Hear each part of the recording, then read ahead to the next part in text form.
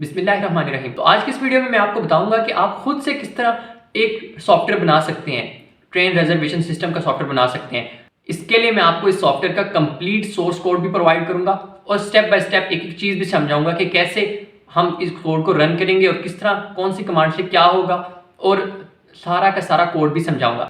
तो चलिए शुरू करते हैं आज की इस वीडियो को।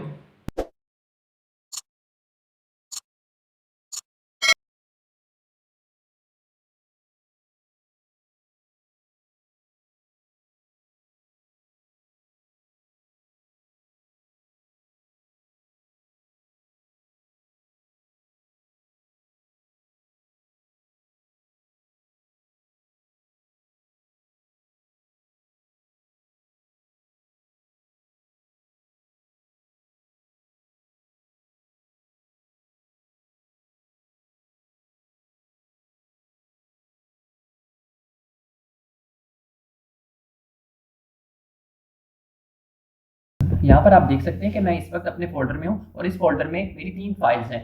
पहले नंबर वाली ये वाली फ़ाइल मेरी पाइथन कोड की फ़ाइल है, ये वाली मेरे वॉलपेपर की फ़ाइल है और ये मेरे डेटाबेस की फ़ाइल है। इसको ओपन करते हैं अपने पाइथन की फ़ाइल को।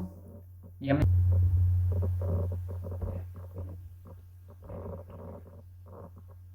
शुरू करने से पहले मैं आपको बताता चलूँ कि इस प्रोजेक्ट का फ्रंट एंड मैंने पाइथन की एक लाइब्रेरी है टीके इंटर, उस पर बनाया है। तो सबसे पहले हमने उसकी कमांड्स को कॉल किया है, टीके इंटर की कमांड्स को कॉल किया है।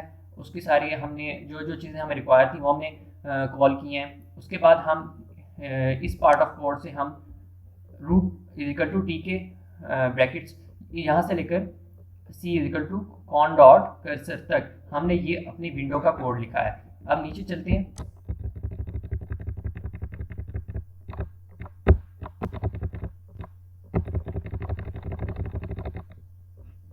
ये आप एक दफ़ा मैं आपको इसका ओवरव्यू दिखा देता हूँ कि ताकि आपको पता चल जाए कि एक दफ़ा मैं आपको इसका ओवरव्यू दिखा देता हूँ ताकि आपको पता चल जाए कि कोड की लेंथ कितनी है। ये तकरीबन कोड की लेंथ काफ़ी ज़्यादा है, 714 लाइन्स ऑफ कोड है। तो मैं इसको ज़रा थोड़ा सा क्लोज कर देता हूँ। इन फंक्शन ये जो फंक्शन मैंने बनाए हुए हैं इनके कोड को मैं ज़रा क्लोज कर रहा हूँ ताकि आपको समझने में आसानी हो जाए।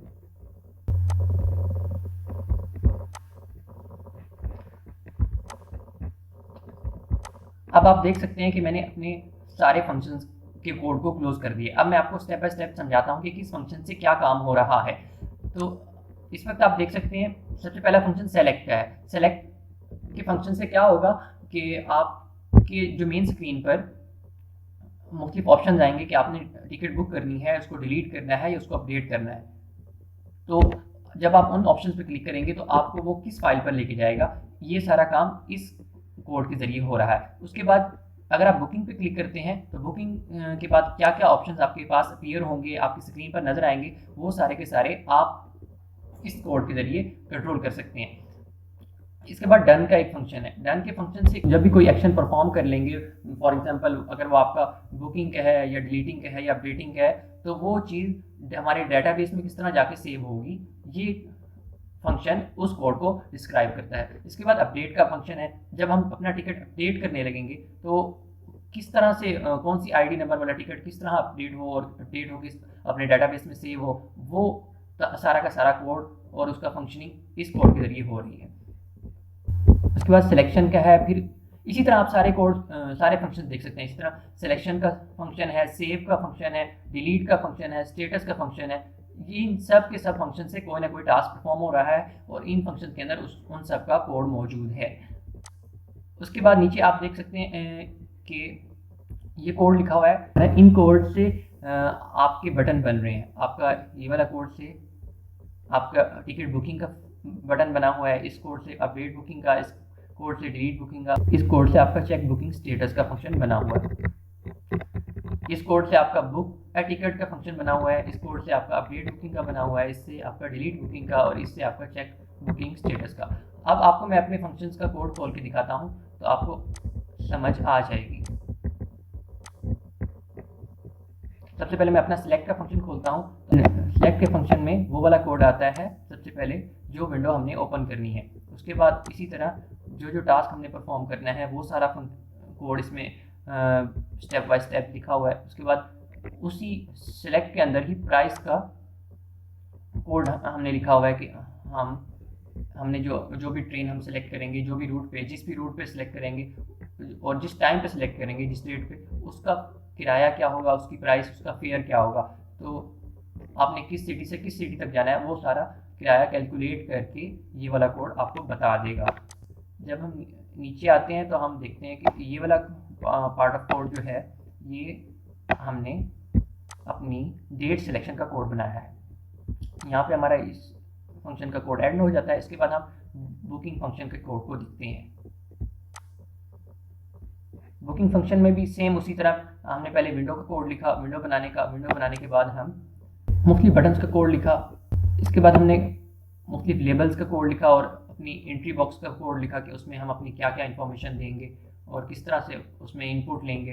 उसके बाद डन का कोड लिखा है कि जब हम इस तमाम इन्फॉर्मेशन को एंटर करेंगे तो वो किस तरह जाके हमारे डेटाबेस में सेव हो जाएगी। यहाँ पर आपको बताता चलूँ कि पाइथन के अंदर एक बिल्ट इन डेटाबेस होता है जो DB SQLite के नाम से बिल्ट इन पाइथन के अंदर ही मौजूद होता है। इसके लिए किसी भी किस्म की इंस्टॉलेशन की ज़रूरत नहीं पड़ती। तो ये जो हमने सारी इन्फॉर्मेशन पिछले फंक्शन में दी थी, तो वो यहाँ पर डेटाबेस उनको वेरिएबल डॉट गेट के फंक्शन से इन्फॉर्मेशन को एक्सट्रैक्ट करता है और अपने डेटाबेस में जाके ऑटोमेटिकली स्टोर कर देता है।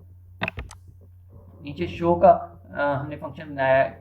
जब हम सारा काम कर लेते हैं तो एंड पे हमें एक वो रिसीव की तरह से सारी हमारी इंफॉर्मेशन वगैरह शो करके भी दिखाता है हमारा सॉफ्टवेयर। इसी तरह आगे आप देख सकते हैं अपडेट का फंक्शन है। अगर हमें अपना टिकट अपडेट करना है तो कौन कौन सी हमने कमांड्स को कॉल करना है और किस तरह से हमने उसको डील करना है। उसके बाद सिलेक्शन का कोड लिखा हुआ है। सिलेक्शन के कोड के बाद सिलेक्शन में आप देख सकते हैं कि फॉर एग्जांपल आपने कौन सी ट्रेन सेलेक्ट करनी है, किस टाइम की सिलेक्ट करनी है और कौन से स्टेशन से कौन से स्टेशन तक सिलेक्ट करनी है। उसके बाद आपने प्राइस का फिर से आप कोड देख रहे हैं। उसके बाद आपको देख सकते हैं सेव का कोड। ये भी सिमिलर टू प्रीवियस कोड है कि आप अपनी जो इन्फॉर्मेशन दे रहे हैं कि वो डेटाबेस में किस तरह जाके स्टोर होगी।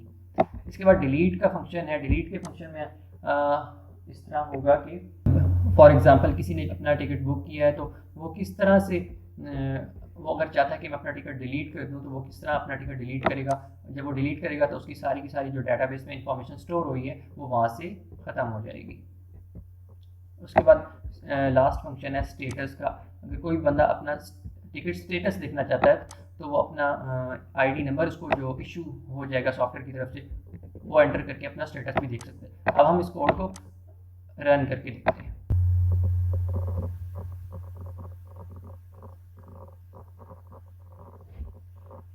सबसे पहले हम बुक अ टिकट पे क्लिक करते हैं। तो यहाँ से हम अपना फ्रॉम कहाँ से हम जा रहे हैं वो सिलेक्ट करना है। ये इसमें लिमिटेड सिटीज़ दिए गए हैं। फॉर एग्जाम्पल हम मुल्तान से सिलेक्ट करते हैं, मुल्तान टू लाहौर सेलेक्ट करते हैं। तो प्राइस पे जब हम क्लिक करेंगे तो ऑटोमेटिकली हमें प्राइस बता देगा। डेट जो डिफ़ॉल्ट डेट होगी वो आज की डेट होगी। अगर हम कोई और सिलेक्ट करना चाहते हैं तो हम उस पर भी सिलेक्ट कर सकते हैं। अपना टाइम 3 टाइम है, ये भी लिमिटेड दिए गए हैं कि आप किसी भी टाइम 9, 10 या 12 किसी पे भी क्लिक कर सकते हैं। इस तरह हम मुख्तलिफ ट्रेन्स भी देख सकते हैं। 3 ट्रेन्स दी गई हैं तो हमने इस पर क्लिक किया पाकिस्तान एक्सप्रेस पे। तो नेक्स्ट करेंगे तो हमारे पास नेक्स्ट विंडो आएगी। यहाँ हम अपना नाम देंगे और मैं अपना नाम देता हूँ तलहा। अपना CNIC कोई भी सूडो CNIC दे सकता हूँ। अपनी ईमेल दूंगा।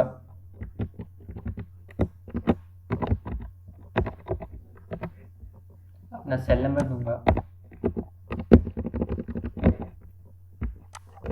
ये सारी चीज़ें मैंने अपनी रेंडमली दी हैं। यहाँ पर आपको मैं एक और चीज़ दिखाना चाहता हूँ कि जब तक मैं अपनी सारी इन्फॉर्मेशन नहीं दूंगा तो ये बटन वर्क नहीं करेगा। जब मैं अपनी सारी इन्फॉर्मेशन कंप्लीट करूँगा फिर ये बटन वर्क करेगा और हमें नेक्स्ट विंडो दिखाएगा। यहाँ पे जब हम अपनी शो टिकट पे करते हैं तो हमें एक वो रसीद बना के दिखा देता है कि ये आपका नेम, आपका ID कार्ड नंबर, आपका ईमेल, आपका फ़ोन नंबर, आपका city, departure city, arrival city, आपकी ट्रेन का नाम, आपका टाइम, आपकी डेट, आपका फेयर, आपका किराया और आपका ID नंबर। ये ID नंबर आप देख सकते हैं सबसे लास्ट पे हमारा ID नंबर होगा 37। इस पे लिखा हुआ भी आ रहा है remember the ID number given in the last you would have to use it to update or delete your ticket. अब हम सारी विंडोज़ को बंद कर देते हैं और अपनी डिलीट बुकिंग पे जाते हैं। सबसे पहले हम अपनी अपडेट बुकिंग पे जाते हैं। अपडेट बुकिंग में जाके हम अपना आईडी नंबर लिखेंगे 37। जब हम आईडी नंबर लिखेंगे तो ये सारी इंफॉर्मेशन हमारी यहाँ पे शो हो जाएगी। आप नेम देख सकते हैं तलहा, CNIC, ईमेल और सेल नंबर। तो यहाँ से हम अगर चाहें तो अपनी सारी इंफॉर्मेशन को दोबारा डिलीट भी कर सकते, चेंज भी कर सकते हैं।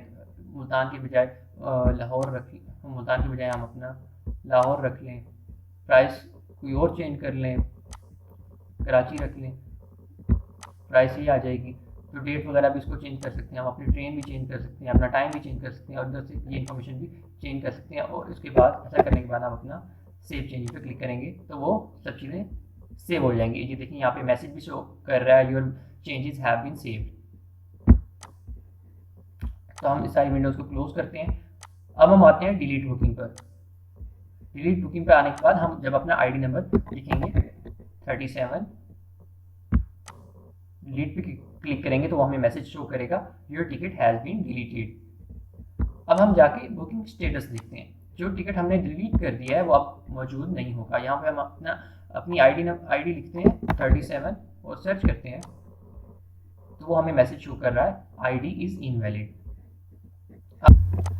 अब मैं कोई और आईडी लिखता हूँ जो फॉर एग्जांपल मैंने कोई टिकट पहले बुक किया है 12 लिखता हूँ, तो उसकी इन्फॉर्मेशन हमें ये एक रसीद की फॉर्म में दिखा देगा कि ये नेम, उसका आईडी कार्ड नंबर वगैरह वगैरह सब कुछ। मैं इस कंप्लीट सॉफ्टवेयर का सोर्स कोड भी आपको प्रोवाइड कर दूंगा, लिंक उसका डिस्क्रिप्शन में मैंने दे दिया है और आप उस लिंक से आपको सोर्स कोड को जाकर एक्सेस कर सकते हैं। यहाँ पर आपको एक और चीज़ बताता चलूँ कि आप को अपना सॉफ्टवेयर जब आप रन करेंगे कमांड लाइन में, रन करने से पहले ये जो कैलेंडर है इसको मैंने इंस्टॉल किया।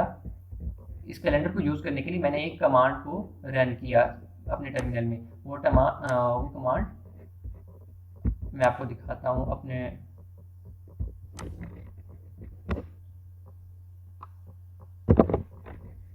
वो कमांड मैंने अपने कमांड लाइन में रन की थी। वो कमांड पिप इंस्टॉल tk कैलेंडर।